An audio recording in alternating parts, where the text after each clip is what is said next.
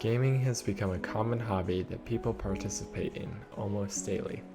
Whether it is to cool off from a long day at work or to have some fun time with their friends, most people have played a game at least once in their life. While playing games, I often found myself wondering, what makes these games so enjoyable? What makes people so much more willing to play and be excited about the next installment of Halo, God of War, or The Legend of Zelda, but not as excited for franchises like Sonic or Mega Man? Now, obviously all games, Sonic and Mega Man included, will still have their own fans and will still excite some people, but there is no doubt much more hype and public anticipation for the first section of games that I mentioned. One of the key things that stuck out to me here was these titles' use of environmental and in-game world building. Environmental world building is when developers make use of the game not just as a place for gameplay elements and fun experiences, but also as a canvas upon which they can paint a narrative, a history, and a universe. Given technological limitations, games currently cannot truly be an entire existing operable world, yet so many players will talk about how they became so engrossed within the game that they were playing that they felt like they were actually there. They felt the barrier between reality and the game melt away, and they were able to believe that these things were genuinely happening, at least for a moment. Oftentimes, this occurs when a game does so well at creating a world that the restrictions and limitations of the medium cease to be noticeable. How does this happen, you might ask? Well, that is exactly what I am going to explore in this video. Good universe building can typically be traced back to two main concepts, namely, the inclusion of small details and focus on consistency. If these two things are carefully crafted and put together in the right way, developers can create a livable, breathable universe that players will be able to interact in.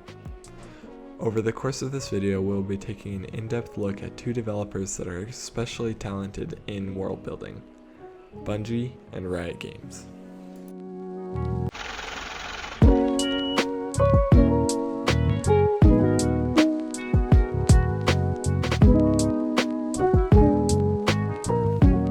Most developers can typically decide on a concept and setting for their game, but where the good developers begin to separate from the bad when it comes to world building is in the inclusion of small details.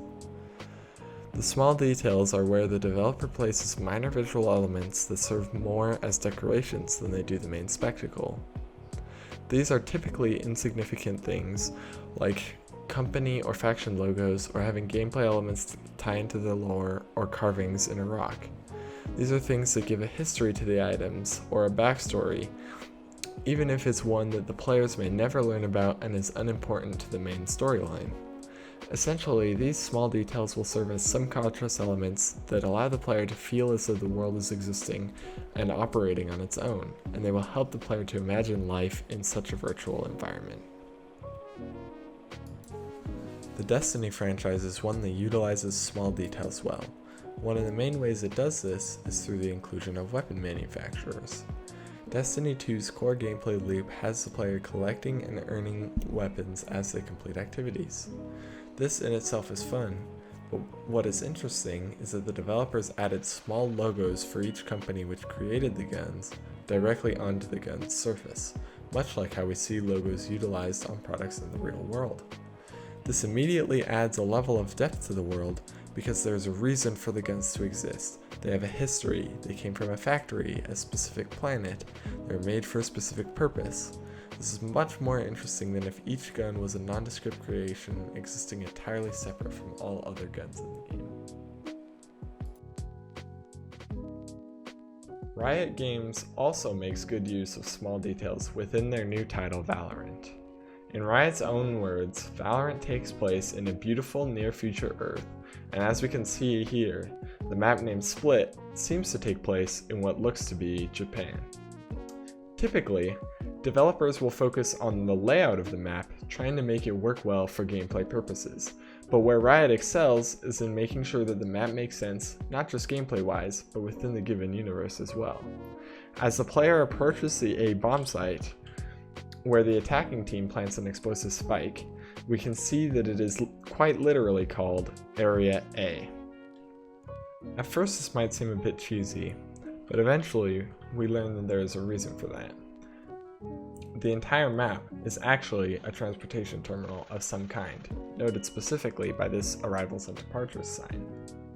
If we take a look in the top right corner, we can see that the name of said terminal, interestingly enough, is Split, much like the name of the map itself. As we begin to take a look around, we realize that everything here has meaning. Whether it's the map of said terminal itself, the Split logos scattered throughout the map, or the title of a coffee shop listed above.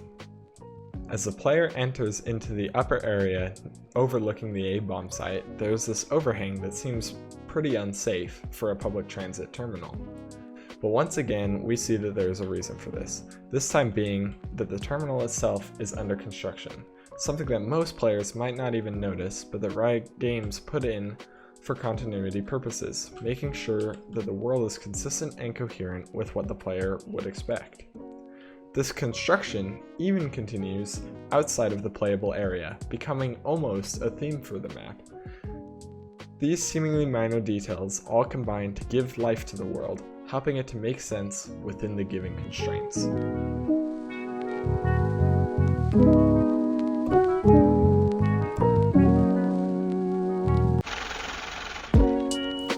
The second thing that contributes to good visual world building is consistency.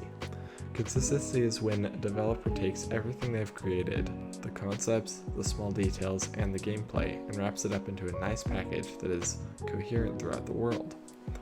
This would be things like making sure all the signs have the same language, the colors are all similar, and that the items all look thematically the same.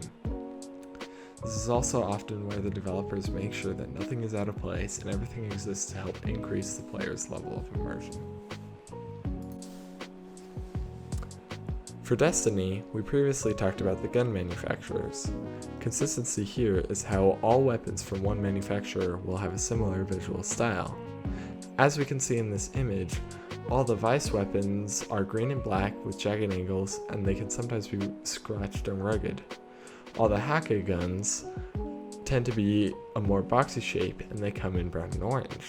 While lastly, all the Suros guns are curvy and round, and they typically come in white and red and sometimes black, and normally they are more shiny and polished.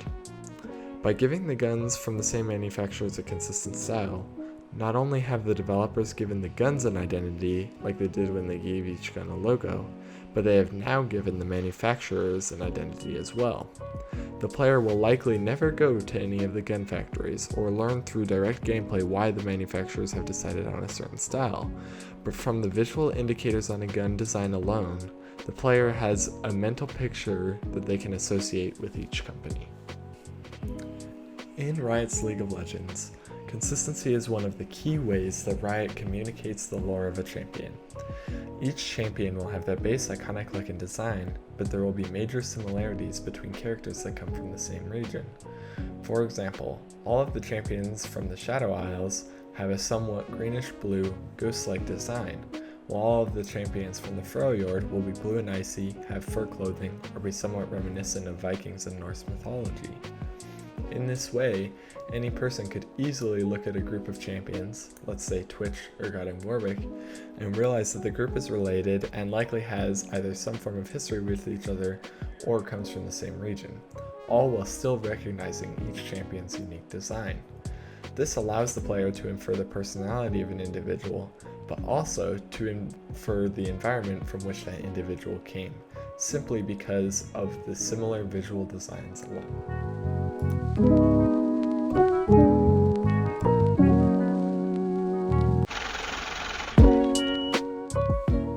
In conclusion, it is important to develop a distinct universe for a game to exist in, especially if that game is going to become a long-standing franchise with multiple entries. The best way to visually create a living world is through the use of small details and consistency. These two aspects work hand in hand to give the world a sense of depth by making each object feel as though it has a place and is there for a reason, other than to conveniently help the player or to look cool. Riot Games and Bungie are two development companies that have worked hard to create the worlds for their games to exist in, and have masterfully perfected these two elements while creating some of the most iconic and believable game universes to date.